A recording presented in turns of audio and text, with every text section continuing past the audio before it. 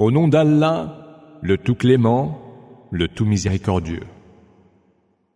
Nous t'avons accordé une victoire évidente, afin qu'Allah te pardonne tes péchés passés et à venir, qu'il accomplisse son bienfait envers toi et te guide vers une voie droite, et qu'Allah t'appuie du plus puissant des secours. C'est lui qui a fait descendre la quiétude sur les cœurs des croyants pour affermir encore plus leur foi.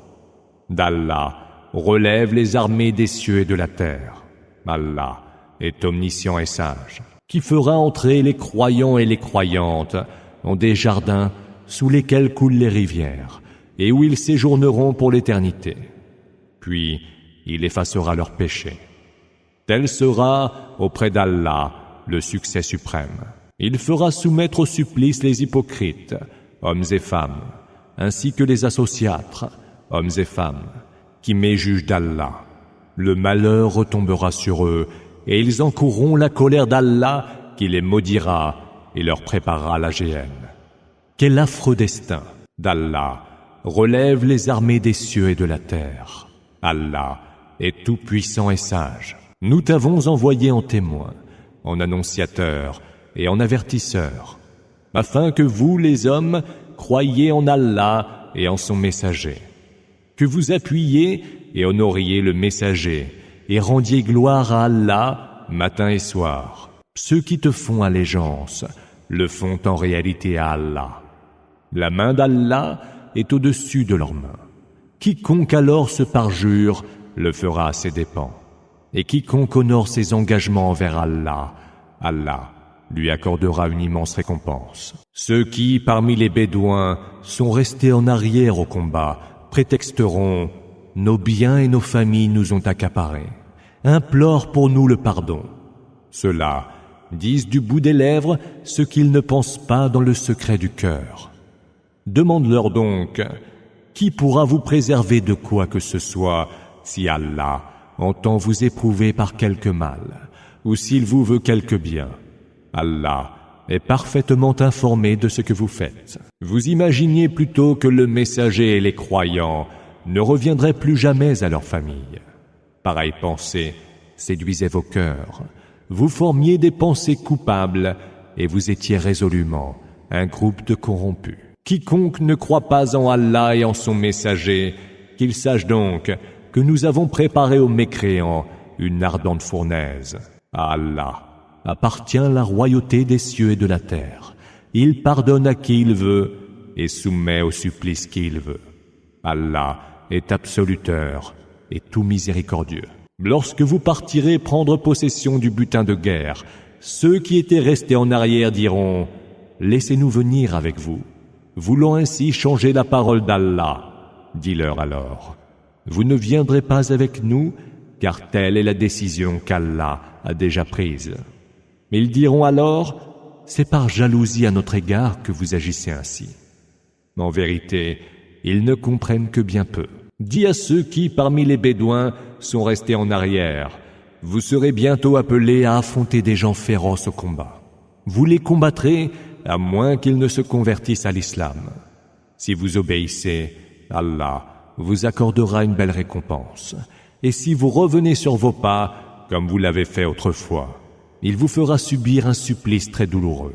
Nul grief ne sera fait à l'aveugle, pas plus qu'au boiteux et aux malades. Quiconque obéit à Allah et aux messagers sera reçu en des jardins sous lesquels coulent les rivières.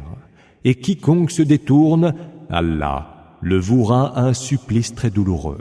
Allah a été satisfait des croyants qui te faisaient allégeance sous l'arbre.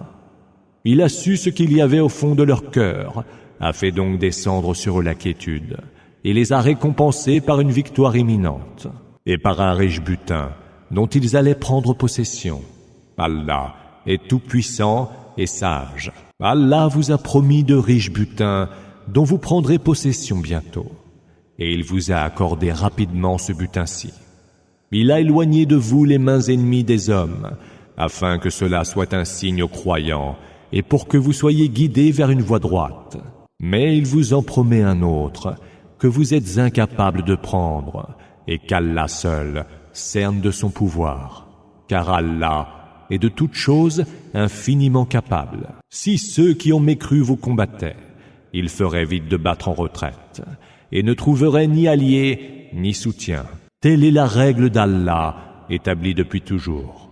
Mais tu ne saurais trouver changement à la règle d'Allah. C'est lui qui, dans la vallée de la Mecque, a repoussé loin de vous leurs mains ennemies et a repoussé loin de les vôtres après vous avoir fait triompher d'eux.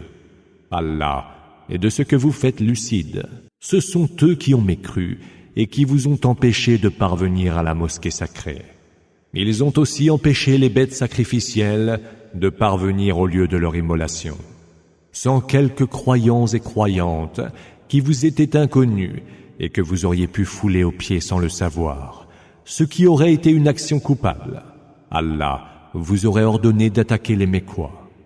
Mais il en a été ainsi, afin qu'Allah reçoive en sa miséricorde qui il veut.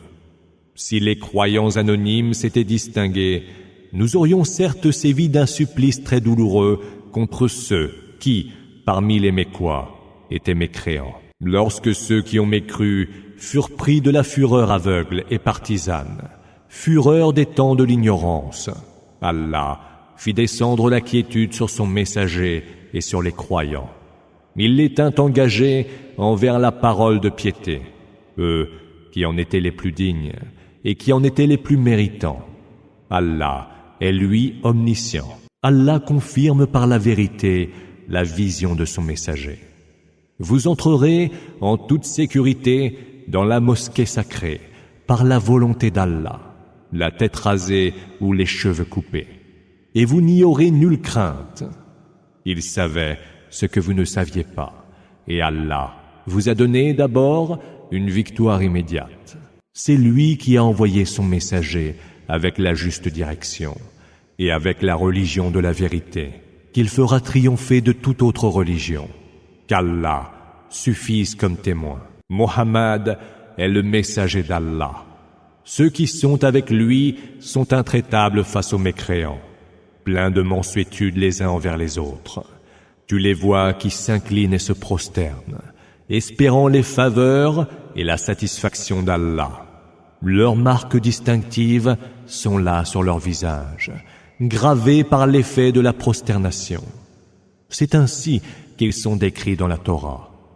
Tandis que dans l'Évangile, ils sont comparés à la semence qui laisse surgir ses pousses, devient une plante vigoureuse, généreuse et ferme sur sa tige, au grand bonheur du cultivateur. Allah les a fait tels pour en faire mourir d'envie les mécréants, et il promet à ceux qui, parmi eux, ont cru et ont accompli les bonnes œuvres, le pardon et une immense récompense.